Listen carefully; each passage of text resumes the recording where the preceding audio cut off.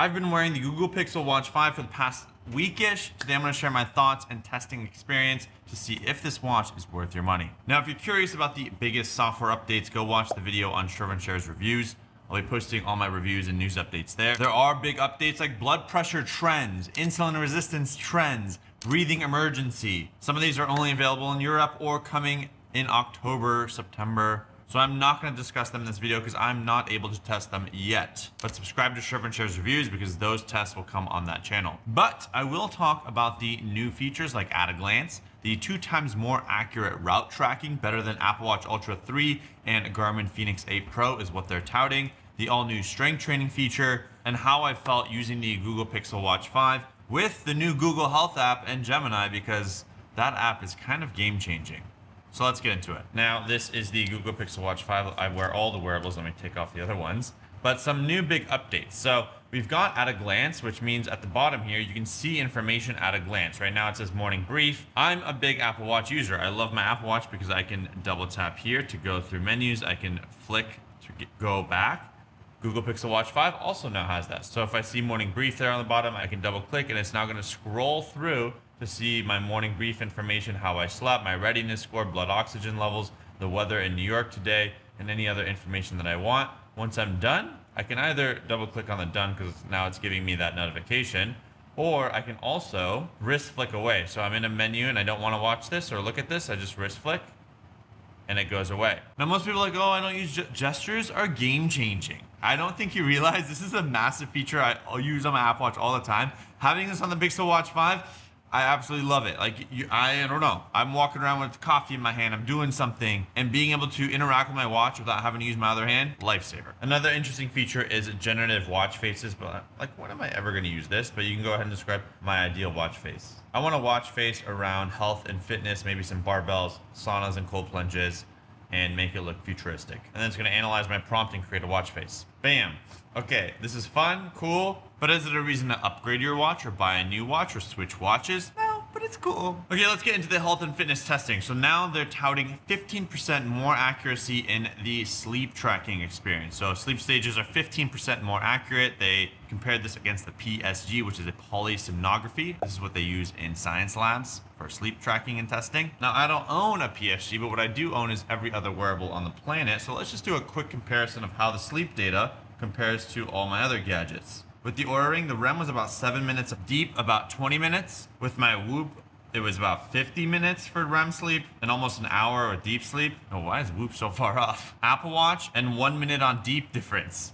That is crazy. It seems like both those watches are comparing their sleep stages very closely. And then I do wear the Somni EEG headband, which goes on my forehead. They use gels. This is probably the closest thing to brainwave tracking for sleep stages. REM was about 50 minutes off and deep about 13 minutes off. I've yet to find a wearable to be close to the Somni EEG headband. But also, I'm a big believer in not making decisions based on your sleep stages. I know a lot of people love to look at their recovery and sleep score, so let's just quickly look at recovery sleep score comparisons versus like the Oura Ring, for example. I'll go through a few days. So 82 on the Oura, 67 on the Google Pixel Watch 5, 93 versus 67, 61, 47, okay, a little more correlation, 88, 58, 90, 60, 79, 66, 75, 55. And I could compare this with other wearables and you'll see they're all not very close. This is another reason why I do not make life decisions based on recovery or sleep scores. I look at, am I sleeping consistently? Do I go to bed and wake up at a consistent time every single day? Do I have good sleep hygiene? Is my wearable keeping me accountable to that? That is the most important, not these little metrics. These are guidance principles. Okay, what about the strength training piece? So this piece I'm actually very excited about because I love strength training. I've always loved it. I run. I'm training for a sub-3-hour marathon as well. We'll get into that later. But there's never been a watch that has native, maybe Garmin does, but it's not that good, native strength training tracking in the app. And it's like, okay, that's nice. Like Garmin has it. But then when it comes to setting it up and actually using it, if that process is too time intensive, not going to happen. But we have Google Health app and Gemini, which is a game changer. Let's say I want to have a fitness workout. So actually, I get a lot of my workouts written in a different app or on a whiteboard, and I need to convert that to my Google Health app and have it show up on my watch. Well, that's why we have the coach. So what I can do now is I can go ahead and upload a screenshot, because now luckily we have AirDrop and I can AirDrop or called quick share. I go ahead and upload the workout here and say, convert this workout to a workout I can track on my watch and do later today. Call it strength training workout for marathon prep. Bam, I send a screenshot. I tell it kind of what I want it to do. It's now gonna take all these exercises and convert it to an actual workout that I can view on my phone. I can start the workout on my phone. It'll give me video and photo guidance and text guidance, which we'll see in a second. And this is huge because I don't even actually input my workouts here. I go ahead and I just tap start workout. You can have templates. I just say empty workout freeform. And what it does is it uses AI to figure out what exercise did I just do, how many reps, and then it kind of gives me an estimated weight based on last time. So I don't even have to create the workout. I can just do the workout and it automatically tracks my reps based on movement of my Apple Watch. And it tries to figure out the exercise. It's not the best, but it gets close enough where I can just go ahead and easily switch it on my watch without having to interact with my phone, and it makes it effortless. So that's something I'd love to see on the Pixel Watch, is automatic rep counting. So once I finish my 12 reps of hammer curls, it knows that I finished and it moves forward. It does have a timer, so if you need to do like box jumps for a minute, it will buzz at the end of that timer. I'd love to see them copy Motra, where they're figuring out what exercise I'm doing based on the movement of my watch and figuring out the reps that I'm doing as well. Is it perfect? No, but it's close enough where I can be like, oh, it counted 13 reps, but I only did 12. Let's adjust it quickly. It thinks I did hammer curls when I did bicep curls. Tap, it shows the closest options that are similar to that. Boom, change it right away. So that's the dream state, and that's kind of what I love about the Apple Watch with a third-party app called Motra. I'll have it linked down below. If you click that, it helps with the channel. But the value, the thing that I cannot do with my Apple Watch is talk to an AI coach, and that's where this comes in. We've got your strength training. It's now strength training workout for marathon prep, ready in your plan. I've structured this session to focus on your marathon chassis. So I've already told it I have a sub 3 hour marathon goal. I tell it how I'm feeling after every workout. It knows it's learning. There is no other AI that I'm using that does that. Like I could use Claude or ChatGPT, but then I have to screenshot my workouts and input my fitness data. I just haven't gotten to that level. So that's why I really actually like using the Google Health app as kind of like a secondary coach to give me a little bit of guidance. It's not going to change my workouts, but it's kind of giving me some insights that I might not be realizing, right? And because I think myself as an athlete, I like to push it extra hard. It's like, hey, you've been having a little bit of hip tightness. We added some things for foam rolling. Good luck. And it kind of keeps me accountable. I had a red eye once and it said, don't do this long run, so I didn't. And I did it the next day, and it probably prevented me from getting injured. Now we can go into the strength training, and I can tap into the workout I just created. I can adjust the workout, and we can see it added some quad rolling glute bridges because it said, hey, we got to warm up. And then we have the stability circuit. So the thing is, it's not perfect. It says one set of 20 reps. I have 8 sets of 10 reps with 75 pounds. There are no weights. It's saying jump lunges, but I'm doing scissor jumps, which are jump lunges with a barbell. So it's not the exact same thing, but it's close enough. One set, 6 reps of pull-ups. My pull-ups is actually 3 sets of 6.1, which is 6 to 10. So like this wasn't even entered in that app properly. Back extension, it was 3 sets of 8 to 12 at 55 pounds. Here it's showing 75 pounds and 8 reps. Ideally that would be 55 pounds. And then jump lunges again. But I do have it 3 times. 1 jump lunge, 2 jump lunge. So it's not perfect. And then I can go ahead and start the workout, and then I can follow it on my watch. I can be able to hit next as I finish each exercise. I can update the weights, the reps directly on the watch so I don't have to pull out my phone and get distracted.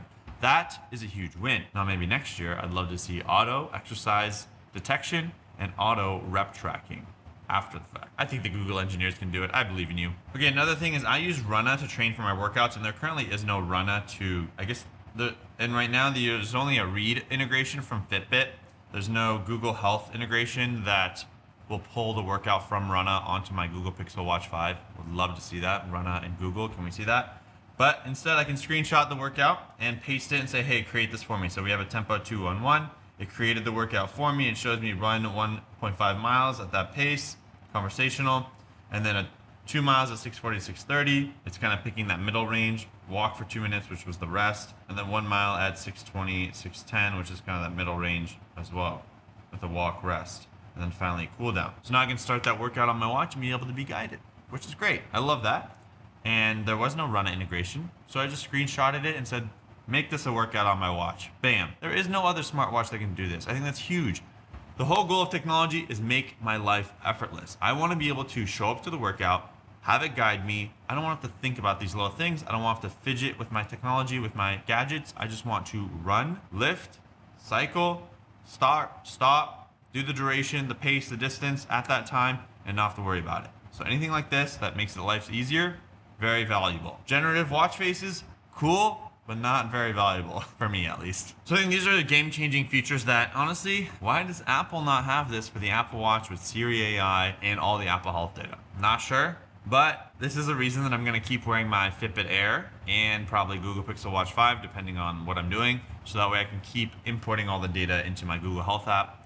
You know, honestly, if there was a way where I could use my Apple Watch only with the Google Health app, I would also do that too, but I don't get like daily heart rate and you don't get as many of the features. You can still use it, but it's just not the same experience. So until then, I'm just gonna keep wearing all the gadgets I can. Okay, well, we talked about all the fitness stuff, but what about the GPS? Heart rate, is it accurate? Is it good? Let's dive into the data. All right, welcome to the data comparison. So what I did is I wore my Google Pixel Watch 5, Apple Watch Ultra 3, and the Garmin Forerunner 970 on my palm, plus a chest heart rate monitor, HRM 600 from Garmin, connected to the Garmin. So we have the best heart rate on the Garmin stuff. The Apple Watch Ultra 3, I was also wearing AirPods on the runs. That has a heart rate monitor in your ear. So those are gonna have the most accurate heart rate pieces. And now it's 2 devices for each brand versus the Google Pixel Watch 5 on its own. So it's at a massive disadvantage, but let's dive into the data here. I did 2 runs and 1 bike. Now this is my first run, it's an easy run. And if we scroll down to the heart rate here, you can see some features at the bottom. It says fair, poor, poor. Now, one thing I realized is the Google Pixel Watch 5 is still recording my heart rate when the workout is paused. Why did you walk for so long? I didn't eat that morning and I was dying, so I had to go get a cookie. But you can see these straight lines from the other 2 devices means no heart rate was measured because the workout was paused. Pixel 5, workout was paused, but it still measured heart rate. Kind of interesting. But if we look at the parts where I did work out, there's like no discrepancy in the heart rate data. Maybe in the beginning, like slight variations, but barely anything. Okay, what about the heart rate on the bike? Well, this one, you can see the Pixel Watch 5 versus the chest heart rate strap, HRM 600, to my bike computer, the Garmin Edge 1050. Excellent, almost hand in hand. The Apple Watch Ultra struggled. I did not wear AirPods here, so I was just using my wrist heart rate. We can see here, there's little bumps in the Apple Watch where we're missing data, probably because when I'm biking, there's massive vibrations and we're losing that information. Like once again here, even the Edge lost some heart rate data. I was wearing a chest heart rate strap, but overall, like they're all pretty strong. I would say not that bad. Maybe like if we look at it here, it looks like the Pixel Watch is picking up more intervals of heart rate data, whereas the chest heart rate strap and the Apple Watch Ultra 3 have gaps. That's where we see these straight lines. But overall, heart rate's going up and down, and they're all very close to each other. So in this sense, I'd argue the heart rate so far is so good. Okay, my second run here. This is a tempo run where we sped up and slow down. So you're gonna see a differentiation in the heart rate. Let's see how close and accurate it was. This looks very good. Once again, I paused my watch twice. Pixel 5 kept tracking. Thus, these like general bias numbers are not going to be as accurate because there's only Pixel 5 data here. As you can see, one, it's changing current heart rate. Other 2 devices were not tracking any data. Look at that. It is, oh, wow. This is beautiful. Beautiful heart rate chart. Pixel 5, your heart rate monitor, amazing. Okay, what about GPS data? Well, we got 2 runs, 1 bike. Let's dive into that. Now I did try to give it a little bit of a challenge by running underneath buildings, inside areas. I want to see how well they correlate. They did say in their marketing, GPS routes. So how this works is they're taking that data after the fact, they're doing post-processing, and the map information that you'll see has been post-processed using Google Maps data, and based on what satellites you might have seen, they're kind of reinterpreting and using and not using certain pieces of information as needed to get you the best visual map. Now, my argument is I just want to know how fast I'm running at that time. And I wore the Pixel 5, Forerunner 970, and the Ultra 3. And for the most part, they were close, but there's always going to be like a 10-second difference in terms of pace. Some of the older Samsung watches were extremely bad, but for the most part, Pixel 5 seemed pretty strong in terms of like live pacing while I was doing my tempo and easy runs. I don't know, here some of these guys jumped out a little bit, but they're just on top of each other. This is the part where I paused and went to go get coffee, so that's why we have this sharp line, walked to the pier and started running again right about here. Everything looks good. I would say they're all very close. Look at that. Here I did a little loop-de-loop to get water at the water fountain. The Google Pixel maybe smoothed it out more, whereas the Apple Watch Ultra 3 got the loop. The Garmin touched the water fountain. It's like, is this gonna change my life? Probably not. Is it nice to have? Yes. Live pacing is more important than anything else. Okay, bike. Well, it was summer streets, so I was able to bike up and down in the streets in the middle of New York City in Manhattan. for those tall buildings, and this is where GPS should struggle. Now, what's interesting is the Garmin Edge 1050 struggled the most. $1,000 bike computer on the top of my bike. And we can see here it's running into the buildings. What are you doing, Edge? Apple Watch Ultra 3 with my iPhone 17 Pro Max plus the Pixel 5 on its own. Pixel 5 at a disadvantage in this competition. But it seems to be doing extremely well. Look at that. It's staying within Lafayette. Apple Watch Ultra 3 also pretty much staying in there. They're also using Apple Maps data to help smooth it out. The Edge 1050 struggling the most. That is so interesting. The Garmin is losing to the Apple Watch and the Google Pixel 5. Very impressive. Okay, look at that. Like here, I didn't do a roundabout. I went across this road. Why is the Edge doing this jaggedy thing? At some points, they're all pretty strong. The Garmin seems to hop out a little bit. Not sure what happened with the Garmin here. It's freaking out a little too much. You know, at a high level, they're all kind of on the road. Look at that. The Edge 1050 jumps out again. In these roads right here, the Garmin struggled the most again. Apple Watch and Pixel doing really well. The Pixel seems to be the smoothest on the road. It's like a straight line. You can see the Apple Watch right here. It started to veer off. Pixel stayed in the road. So I would almost argue their statement could be correct. Garmin, massive struggle here. Apple Watch, it's smooth, but it's not in the road. Pixel 5 in the road. We went underneath the road here. Seems strong. It's still veering off a little bit, but not as much. Apple Watch veering off. Garmin veering off the most. Look at this. What is this, Garmin? So yeah, in terms of the GPS routes, wow. Pixel 5, very well done. Now I ran the same thing, summer streets. So this might be a little bit easier because I'm going slower, but I am running. And we can see once again, the Garmin Forerunner 970, which is the watch on my palm wrist, struggling a bit. Apple Watch Ultra 3, Pixel 5 doing well. They're staying smooth. What happened here? I did some loops. Look at that. They all did a good job of kind of accounting and getting that information. They're all staying within the road, you know, slight variations. And then this is the part where I go underground and things get extra confusing. Garmin struggled the most. Look at that. So like this turn here, Pixel 5 cut the turn early. Apple Watch went all the way around. Garmin was in the middle. You could argue Garmin was probably the closest on that turn. But on this side, Garmin just whoop, off the road. Pixel 5 added a slight rounding here. The Apple Watch that I'm just cutting right through. And then I think as we got out, the Pixel 5 struggled. It jumped into the road. Everyone struggled here, it looks like. Apple Watch Ultra 3 maybe stayed on the road more. So there are points where one watch might do better than the other. But what's funny is that I would almost argue, looking at these, the GPS maps on the Pixel 5 and the Apple Watch Ultra 3 are better than the Garmin. And that's probably Apple Maps, Google Maps data, post-processing, all that information. But all these watches have dual band GPS. Wow, so looking at the GPS and heart rate data, Pixel 5, I approve. This is a good watch, good enough watch for marathon training, running in big cities. It is a well-built watch. Now, link down in the description to purchase the Google Pixel Watch 5. Maybe it's an affiliate link, help support the channel. Subscribe to Shervin Shares and Shervin Shares Reviews. Follow me on Strava at Shervin Shares. Follow me on Instagram at Shervin Shares, at Shervin Shares Reviews. Questions, comments down below. More videos coming on the reviews channel. That's where all the news updates, reviews are going to be posted. So things will slowly transition there. Life experiments will stay on the Shervin Shares channel. Long-term stuff stays here. We'll see you in the next video. Peace.